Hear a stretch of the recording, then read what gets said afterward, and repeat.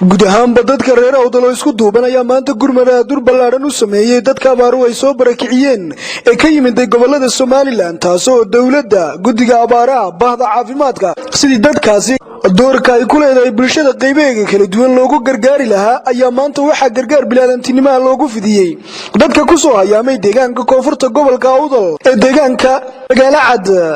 مسؤوليين maanta gargaarkan ka qayb qaadanaya ayaa waxa ay barasaabka gobolka Awdal Mustafa Cabdi Shiine maayirka magaalada Boorama gudiga taakulaynta abaaraha gobolada galbeedka Soomaaliland oo matalay xogayaha gudigaasi Xasan Cabdiraxmaan Xasan Rabiici Rahmaanir Rahiim alxamdulillahi rabbil caalamiin wasalaatu wasalaamu ala ashrafil anbiyaa wal mursaliin ma ba'd saaka waxaan joognaa degmada magaalo cad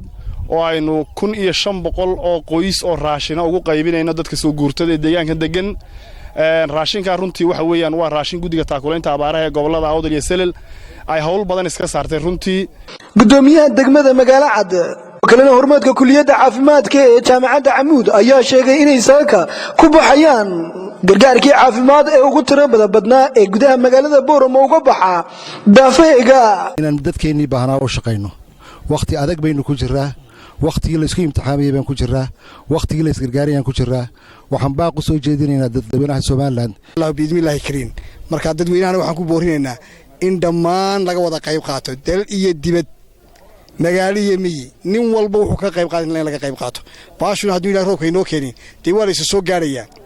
intii waxay satay lagu gurmadana way soo gaadhay balaaranaysa baashi gargaarka maanta dadka loo fidiyay ayaa wax weyn ka tari doona baahi ay qabaan dadka abaaru ay hayaan oo ilaa imika aan la oran karin baahidoodu waa ay dhameystiran tahay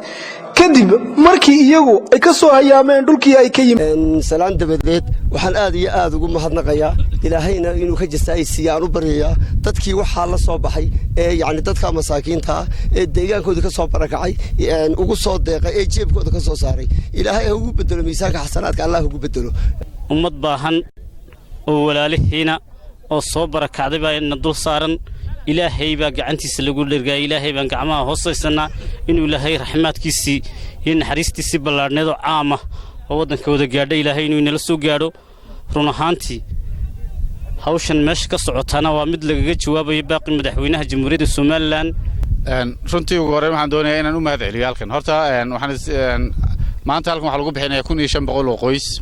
raashinkoodii baa lagu bixinayaa waxa kale oo ololahan maanta ku jira oo nala socda jaamacadda Camuud iyo wasaaradda caafimaadka jamhuuriyadda Soomaaliland isduwihii iyo saraakiisha kale ee caafimaadka gobolka